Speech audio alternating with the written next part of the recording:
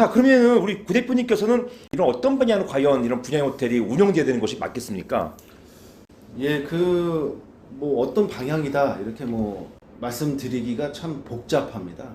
좀 말씀을 좀 드리자면 시행사가 이제 그 기획을 하고 이제 분양을 하고 그다음에 시공사가 준공을 하고 그다음에 여기를 분양이 된 상태에서 이제 통상적으로 시행사가 운영을 하면 상당히 좋겠지만 시행사가 운영에 대한 리스크를 테이크하지 않기 위해서 제3의 이제 운영사를 이제 컨택을 해서 계약을 맺게 되는데요. 물론 시행사가 운영까지 같이 하는 회사도 있습니다만 운영사 회사의 사주의 어떤 그 속성들을 보면요, 저도 이제 다양하게 이제 알고는 있는데 실제로 첫 번째 일단 경험이 있다 없다를 일단 구분할 수가 있습니다.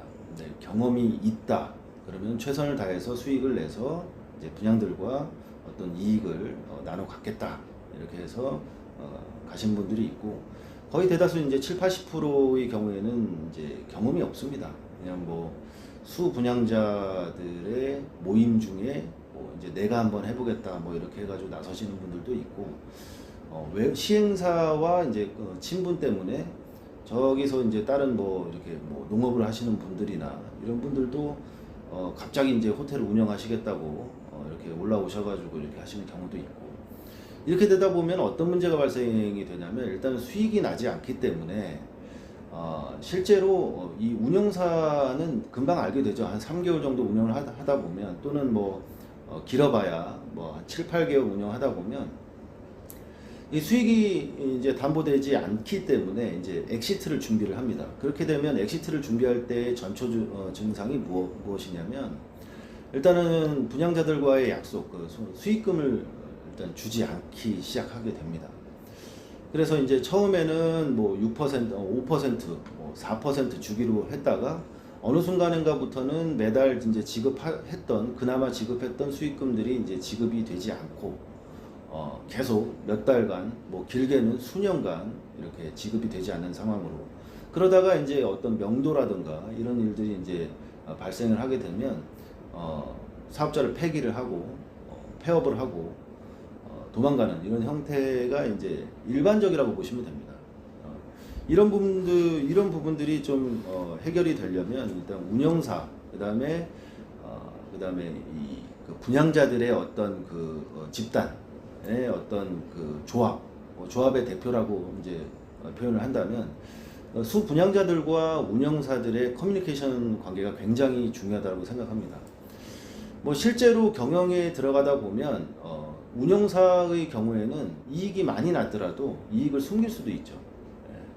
그럼에도 불구하고 수분양자 조합의 어떤 대표격인 이 법인이라고 한번 예를 들고 말씀을 드리면 지속적인 경영 실적에 대한 피드백을 받아야 됩니다.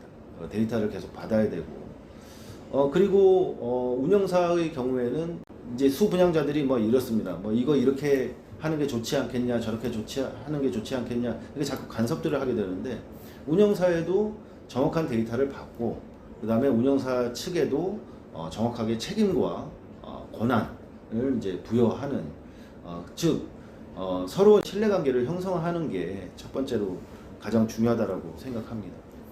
그리고 둘째는 이제 운영사의 태도입니다. 운영사는 정직해야 돼요.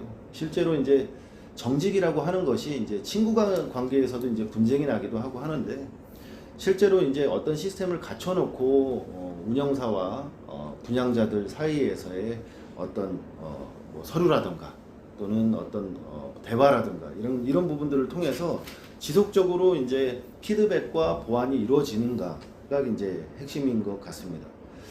아까 전에도 말씀드렸지만 실제로 수분양자들의 어떤 면면을 보면 나이가 많으십니다. 연세가 많으시고 이 부분들이 한 푼 한 푼이 아쉬운 분들이 많으시고 돈이 많으신 분들 물론 계시지만은 그래서 이 부분들이 이제 투자를 해놓고서 굉장히 안타까움에 이제 처하는 경우들이 많이 있는데 반면에 운영사의 경우에도 사실 그 열심히 하려고 하는데도 수익이 안 나는 경우들도 있어요.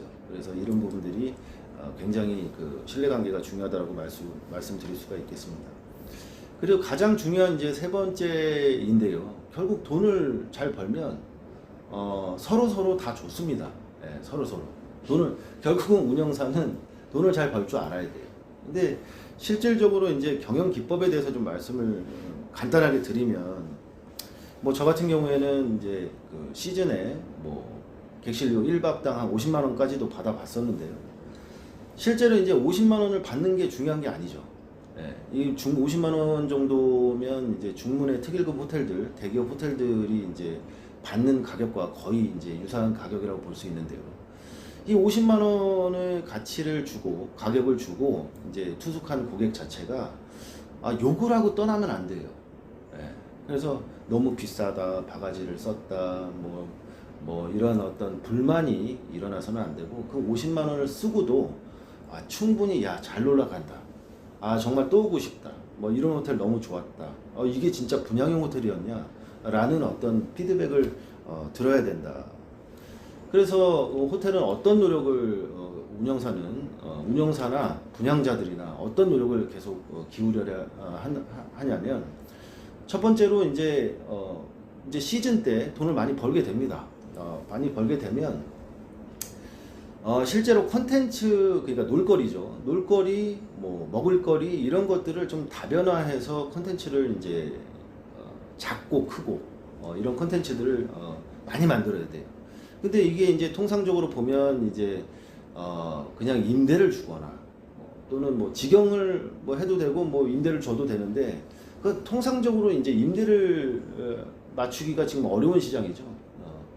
사실 직영을 한다라고 하면 좀 더 신뢰도가 이제 올라갈 수가 있겠는데 이러한 부분들이 반복됐을 때 2박 3일 정도 놀 때 고객이 노실 때 쉬실 때 시간 가는 줄 몰라야 됩니다. 그러면 50만 원까지 받을 수가 있어요. 그럼에도 불구하고 이제 수익금이 나면 당장 이제 뭐 돈 챙기기 급급하고 이게 계속되지 않을 것 같다. 그래서 이제 자신감도 없고 하니까 이제 계속 이제 악순환이 반복되는데 이제 돈을 또 두 번째로 돈을 벌면 또 뭘 해야 되냐면 직원들 거기서 일하고 있는 직원들이 만족을 해야 됩니다. 실질적으로 호텔의 수준을 올리려면 직원들이 어쨌든 좀 장기 근속하는 직원들이 있어야 되는데 직원들도 성장과 또는 급여적인 부분이나 이런 부분들도 맞춰줘야 돼요. 그리고 이제 콘텐츠가 완성이 되고 직원이 완성이 되면 그 다음에 이제 오는 거는 뭡니까? 이제 투자하셨던 수분양자들이죠. 수분양자들이 그냥 뭐 예를 들어서 뭐 5% 계약을 했어 분양가에. 그러면 그 5% 계약한 거 이외에도 실질적으로 뭘 해야 됩니까? 뭐 보너스를 드린다던가 아니면 또 무슨 해외여행을 보내드린다던가. 운영사에서 결국은 수분양자, 투자자들에게 얼마만큼 또 베푸느냐 또는 수분양자는 운영사가 얼마만큼 잘할 수 있게 도와주느냐 이런 것들이 굉장히 중요한 건데요. 이런 뭐 법률적인 부분들을 다루시는 우리 변호사님께서 훨씬 더 잘 아시겠지만 이런 부분들 디테일한 부분들을 상호 협의해서 어떤 그 운영을 하게 된다면 굉장히 좋은 모델이기도 하죠. 뭐 이 모델이 사라지지는 않을 겁니다.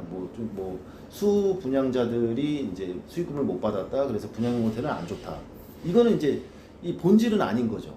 예. 이런 형태가 호텔만 있는 것이 아니고 아까 전 변호사님께서 말씀하셨던 이런 상가 부분이라던가 이런 뭐 시장의 로드샵 같은 부분들이 굉장히 많고 시장 같은 경우에 상당히 특히 많고 합니다만 수 분양자와 그냥 운영사 그 다음에 가장 중요한 놀러 오시는 고객들이 어떻게 만족하느냐 이 이제 합의점을 맞춰 나가는 것이 이 비즈니스의 본질이라고 생각을 합니다. 네. 제가 듣는데도 제가 평소 생각해왔던 그런 생각들을 굉장히 구체화해 주시는 것 같아요. 결국 운영사들이 뭐 능력이 있든 없든 롱런하기 위해서 가치를 높이기 위해서 재투자하는 그런 게 굉장히 중요하고 그 다음에 컨셉 개발이 필요하고 그래서 고객들이 더 오게 하는 이런 게 필요하다 이런 것인데요. 굉장히 좋은 생각인 것 같고 저도 너무나 많이 공감을 하는 바입니다.